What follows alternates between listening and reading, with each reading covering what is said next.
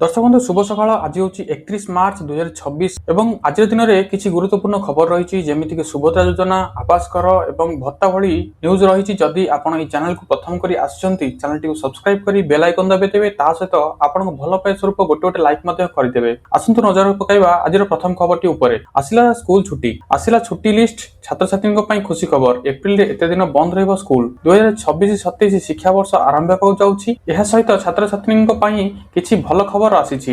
April 2026 calendar छुट्टी रे परिपूर्ण हेबाकु जाउछि। एही समस्या गुड फ्राइडे, अंबेडकर जयंती एवं बैशाखी भली प्रमुख पर्व पालन करा जाउछि, जहां विभिन्न राज्य रे स्कूल एवं कॉलेज पई छुट्टी घोषणा करिछि।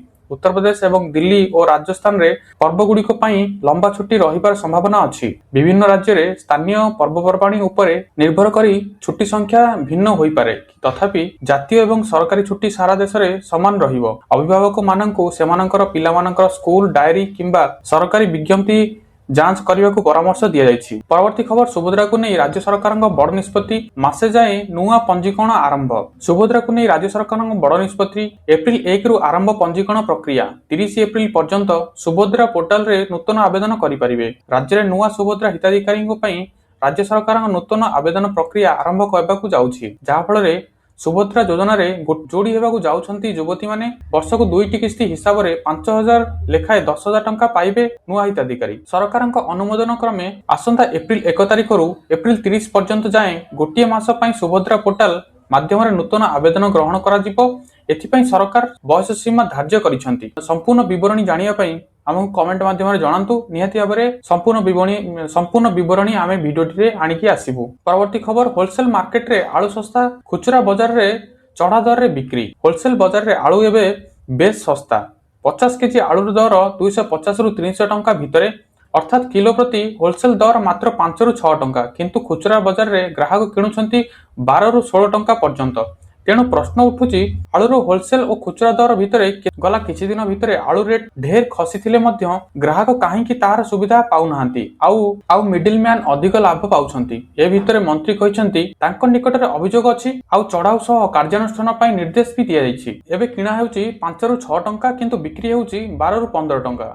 ये केवल कोन साधारण लोकन पई। परवर्ती खबर गैस पई पुणी रास्ता को ओह्लाइले उपभोक्ता। रोषेई गैस वितरण समस्या प्रतिवाद रे सोमवार गैस आनिबाकू जाउथिबा उपभोक्ता सिलिंडर धरी प्रतिवाद करिबा सह केन्दुझर शंकरपुर बेलंदा रास्ता अवरोध करिसंती। फल रे गाड़ी चलाचल बाधाप्राप्त होईछि। गैस गोदाम रे ताला पड़िथिबा बेले कर्मचारी आसिबारे विलंब, दीर्घ बहु समय धरी अपेक्षा करिबा सह दीर्घ दिन धरी गैस मिलु नथिबारु कला बजार हेउथिबा आशंका करी प्रतिवाद करिसंती। एपटे सरकार गैस अभाव नथिबा कहउथिबा बेले केन्दुझर दीर्घ मास हेला उपभोक्ता असंतोष लागि रहिथिबा बेले पुंजीभूत असंतोष अनेक समय उग्र रूप धारण करी रास्ता अवरोध करबाकू बाध्य होइछंती।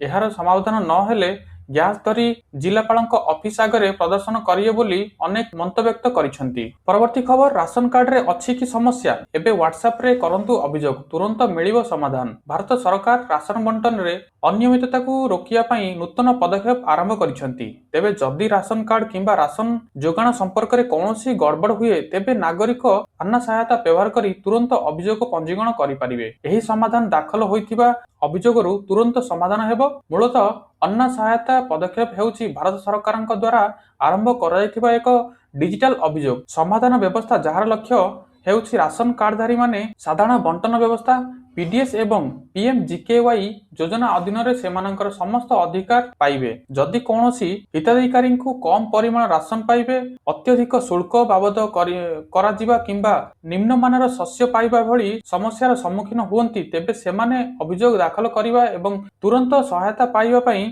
अन्ना सहायता व्यवहार करि परिबे। परवर्ती खबर बीएड नामलेखा पाई बढ़ुची आग्रह। 7 दिन रे 26,000 आवेदन। राज्य रे बैचलर इन एजुकेशन बीएड पाठ्यक्रम नामलेखा पाई आग्रह बढ़ुथिबा देखिବାକୁ मिलिछि। बीएड प्रवेशिका परीक्षा पाई गत 23 तारिख रु ऑनलाइन आवेदन प्रक्रिया आरंभ होइथिबा बेले एहा एप्रिल 6 तारिख पर्यंत चलिबो। तेबे 7 दिन मध्य रे बीएड नामलेखा पाई थिबा सीट संख्या गुड़िक बहु गुणा अधिक छात्र छात्री आवेदन करिथिबा देखिବାକୁ मिलिछि। अन्यपटे अभिभक्त कोरापुट भावे 4 जिल्ला रे बीएड पाठ्यक्रम भित्तिभूमि पढ़ाइबा सह इंटीग्रेट बीएड पाठ्यक्रम आरंभ करने को रेभेन्सा विश्वविद्यालय रे जल छात्र ଜଳ ଛାତ୍ର ମୁଖ୍ୟମନ୍ତ୍ରୀଙ୍କ ସହ ଉଚ୍ଚଶିକ୍ଷା ମନ୍ତ୍ରୀ ଏବଂ ସଚିବଙ୍କୁ ଚିଠି ଲେଖିଛନ୍ତି।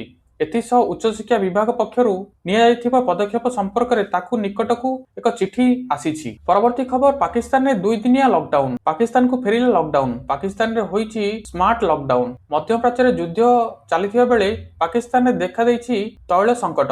ତେଣୁ ତେଲ ପାଇଁ ଦେଶରେ ସ୍ଥିତି ଖରାପ ହୋଇଥିବା ଲାଗିଛି। ସହବାଜଙ୍କ ସରକାର ମଧ୍ୟପ୍ରାଚ୍ୟ ଯୁଦ୍ଧ ଦ୍ୱାରା ପ୍ରଭାବିତ ଦେଶର ପରିସ୍ଥିତିକୁ ସୁଧାରିବା ପାଇଁ ଏକ ଲକଡାଉନ ଲାଗୁ କରୁଥିବା ବିଚାର କରିଛନ୍ତି। ଏକ ସରକାରୀ ଡ୍ରାଫ୍ଟ ଲିକ୍ ହୋଇଛି, ଯେଉଁଥିରେ ସ୍ମାର୍ଟ ଲକଡାଉନ ବିଷୟରେ ବିସ୍ତୃତ ଭାବରେ ଉଲ୍ଲେଖ କରାଯାଇଛି। ତଥାପି ପାକିସ୍ତାନ ସରକାର ଦାବି କରୁଛି ଯେ ଡ୍ରାଫ୍ଟ ଲିକ୍ ହୋଇଛି ଏବଂ କୌଣସି ଚୂଡ଼ାନ୍ତ ନିଷ୍ପତ୍ତି ନିଆଯାଇନାହିଁ। ତେବେ ଏହି ଡ୍ରାଫ୍ଟ ଲେଖା ରହିଛି କି ଦୋକାନ ବଜାର ବନ୍ଦ ରହିବ। ଏହା ସହ ବିବାହ ଉତ୍ସବ ମଧ୍ୟ ବନ୍ଦ ରହିବାକୁ ଦର୍ଶାଯାଇଛି। ପୋର୍ଟ, ବିମାନ ବନ୍ଦର ଆଦି ବନ୍ଦ ରହିବାକୁ ଦର୍ଶାଯାଇଛି। ଶନିବାର ଦିନ 12ଟାରୁ ରବିବାର ରାତି 12ଟା ପର୍ଯ୍ୟନ୍ତ ଏହା ଲାଗୁ ରହିବ ବୋଲି ଦର୍ଶାଯାଇଛି ଏବଂ ତାହା ନେଇ ସୂଚନା ରହିଛି। ପରବର୍ତ୍ତୀ ଖବର, ଧାନ ସଂଗ୍ରହ କଣ୍ଟକୁ ଦିନେ ଜିତରେ ଅଟଳ ଚାଷୀ। ଭଣ୍ଡାରୀ ପୋଖରୀ, ବାଲେଶ୍ୱର ଜିଲ୍ଲା ବାହାନଗା ବ୍ଲକ ଖଣ୍ଡାପଡ଼ାଠାରେ ଚାଷୀମାନେ ଅସନ୍ତୋଷ ଦେଖିବାକୁ ମିଳିଛି। ଟୋକନ ପାଇ ମଧ୍ୟ ମଣ୍ଡିରେ ଧାନ ବିକ୍ରି ନ କରିପାରି ପ୍ରତିବାଦ ସ୍ୱରୂପ ରବିବାର ଶତାଧିକ ଚାଷୀ 16 ନମ୍ବର ଜାତୀୟ ରାଜପଥ 2 ଘଣ୍ଟା ଧରି ଅବରୋଧ କରିଥିଲେ। ଖନ୍ତାପଡ଼ା ସମିତି ସଭାପତି ଦିଲ୍ଲୀର ଦାସ ଜିଲ୍ଲାପାଳ ଓ ଜିଲ୍ଲା ଯୋଗାଣ ଅଧିକାରୀମାନଙ୍କ ସହ କଥା ହୋଇ 24 ଘଣ୍ଟା ମଧ୍ୟରେ ଧାନ କିଣା ହେବ ଓ କେଉଁ ଚାଷୀଙ୍କ ଟୋକନ ଲାପ୍ସ ହୋଇଥିବ ସେମାନଙ୍କୁ ଆଉ ଟୋକନ ଦିଆଯିବ ବୋଲି ଦେବା ପରେ ରାସ୍ତା ଅବରୋଧ ହଟିଥିଲା। ସୂଚନା ଅନୁଯାୟୀ ଖଣ୍ଡାପଡ଼ା ସମିତିକୁ କିଣିବା ପାଇଁ ସରକାର 40,000 କୁଇଣ୍ଟାଲ ଟାର୍ଗେଟ ଟୋକନ ଦେଇଥିଲେ। ସେଥିମଧ୍ୟରୁ 30,000 କୁଇଣ୍ଟାଲ ଧାନ କିଣି ସାରିଛନ୍ତି। ପରବର୍ତ୍ତୀ ଖବର, ସୁନା ରୂପା ଦରରେ ଆହୁରି ଖସିବ। ବିଶେଷଜ୍ଞ ସବୁଠୁ ବଡ଼ ଆକଳନ କଲେ ଆସନ୍ତା ସପ୍ତାହରେ ଏଭଳି ରହିବ ସୁନା ଦର। ସୁନା ଓ ରୂପା ଦରରେ କ୍ରମାଗତ ଭାବେ ଅସ୍ଥିରତା ପରିଲକ୍ଷିତ ହୋଇଛି। ମଧ୍ୟପ୍ରାଚ୍ୟରେ ଯୁଦ୍ଧ ଭିତରେ ତୈଳ ଦର ଓ କ୍ରମାଗତ ଭାବେ ବୃଦ୍ଧି ପାଉଥିବା ଲାଗିଛି। ଏପଟେ ବିଶ୍ୱର ସୁନା ଦରରେ ଅସ୍ଥିରତା ଦେଖିଯାଇଛି। ବିଶେଷଜ୍ଞଙ୍କୁ ବି ଚିନ୍ତାରେ ପକାଇଛି ଦର, କିନ୍ତୁ ସାଧାରଣ ଲୋକଙ୍କ ସମସ୍ୟା ଆଶ୍ୱସ୍ତି ହୋଇଛି। ତେବେ ଭାରତରେ ସୁନା ଦରକୁ ନେଇ ବଡ଼ ଭବିଷ୍ୟବାଣୀ କରିଛନ୍ତି ବିଶେଷଜ୍ଞ। ପ୍ରତିଦିନ ବିଶ୍ୱ ବଜାର ଉପରେ ନଜର ରଖୁଥିବା ବିଶେଷଜ୍ଞ ଭାରତରେ ଦର କେଉଁ ସ୍ତରରେ ଖସି ସେ ନେଇ ବଡ଼ ଆକଳନ କରିଛନ୍ତି। ବିଶେଷଜ୍ଞଙ୍କ କହିବା ମୁତାବକ ଭାରତରେ ସୁନା ଦରରେ ଆହୁରି ଖସିବ। ଭାରତରେ ବଜାରରେ ସୁନା ଦର 10 ଗ୍ରାମ ପିଛା 1,27,000 ଟଙ୍କା ପର୍ଯ୍ୟନ୍ତ ଖସିବା ନେଇ ଆକଳନ କରାଯାଇଛି। ତେଣୁ ଏବେ ନ କିଣି ଆଉ କିଛି ଦିନ ଅପେକ୍ଷା କରିବାକୁ ପରାମର୍ଶ ଦେଇଛନ୍ତି ବିଶେଷଜ୍ଞ। ପରବର୍ତ୍ତୀ ଖବର, ପେନସନଭୋଗୀ ଏବଂ ସରକାରୀ କର୍ମଚାରୀଙ୍କ ପାଇଁ ଏକ ବଡ଼ ଖବର। ଏଥର 20 ଲକ୍ଷ ପର୍ଯ୍ୟନ୍ତ ମିଳିବ ମାଗଣା ଚିକିତ୍ସା। ମଧ୍ୟପ୍ରଦେଶ ସରକାର ରାଜ୍ୟର ସରକାରୀ କର୍ମଚାରୀ ଏବଂ ପେନସନଭୋଗୀମାନଙ୍କ ପାଇଁ ଏକ ଐତିହାସିକ ଏବଂ କଲ୍ୟାଣମୂଳକ ପଦକ୍ଷେପ ନେଇଛନ୍ତି। ଦୀର୍ଘ ଦିନ ଧରି ରହିଥିବା କ୍ୟାନସେଲ ସ୍ୱାସ୍ଥ୍ୟ ବୀମା ଯୋଜନା କାର୍ଯ୍ୟକାରୀ କରିବା ପ୍ରସ୍ତୁତି ଏବେ ସମାପ୍ତ ହୋଇଛି। ଏହି ମହତ୍ୱାକାଂକ୍ଷୀ ଯୋଜନା ସମଗ୍ର ରାଜ୍ୟରେ ପ୍ରାୟ 1 ଲକ୍ଷ ନିୟମିତ କାର୍ଯ୍ୟକାରୀ ଅଧିକାରୀ ଏବଂ ପେନସନଭୋଗୀଙ୍କୁ କଭର କରିବ। ଏହି ଯୋଜନାରେ ପ୍ରାଥମିକ ଉଦ୍ଦେଶ୍ୟ ହେଉଛି ଗୁରୁତ୍ୱପୂର୍ଣ୍ଣ କର୍ମଚାରୀମାନଙ୍କୁ ଆର୍ଥିକ ସୁରକ୍ଷା ପ୍ରଦାନ କରିବା ଏବଂ ସେମାନଙ୍କ ଗୁଣାତ୍ମକ ଚିକିତ୍ସା ସୁବିଧା ଉପଲବ୍ଧ ହେବ ନିଶ୍ଚିତ କରିବ। ଯୋଜନା ଢାଞ୍ଚା ଅନୁସାରେ ହିତାଧିକାରୀମାନେ ବାର୍ଷିକ 20 ଲକ୍ଷ ପର୍ଯ୍ୟନ୍ତ ମାଗଣା ଚିକିତ୍ସା ସୁବିଧା ପାଇବେ। ଯୋଜନାରେ ଆର୍ଥିକ ଦିଗଗୁଡ଼ିକୁ ପରିଚାଳନା କରିବା ପାଇଁ ଏକ ଅବଦାନ ସାବ୍ୟସ୍ତ ପ୍ରତିଷ୍ଠା କରାଯାଇଛି। ତେଣୁ କର୍ମଚାରୀମାନଙ୍କ ମୂଳ ଦରଦାମ 1% ପ୍ରିମିୟମ ଭାବରେ କଟାଯିବ।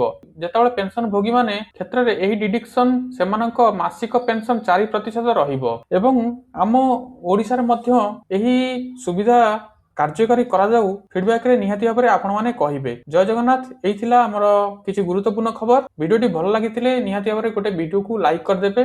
ପୁଣି ଦେଖାହବ ଆସନ୍ତାକାଲି। ଧନ୍ୟବାଦ।